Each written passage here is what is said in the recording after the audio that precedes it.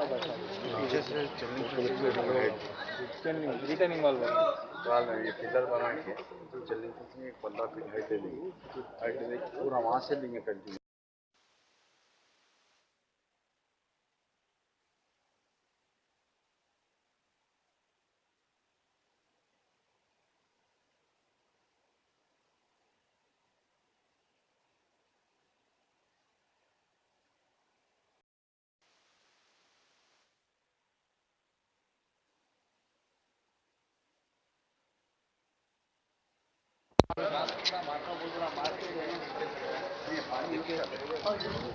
देखो उधर मत जाओ, उधर हेलो है नीचे, इधर आगे आ जाओ, आगे आ जाओ, वहाँ से देखें ना अभी गड़ा दिख रहा पूरा, लूज है वो।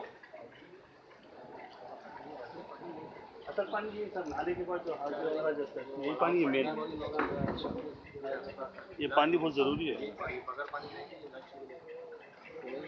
वो जो है ना उसको तो अपन कंटिन्यू कर सकते हैं, वो वही लेवल में ले लेंगे और पूरा कर लेते लेके आना वो चट्टान को तो होने का चट्टान तो उधर से ऐसा ले लेके आना कंटिन्यू, ये वो पूरा निकल जाता ऑटोमेटिक।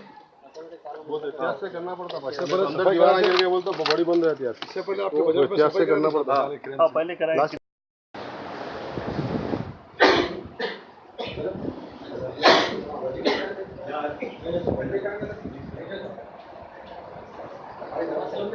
Gracias.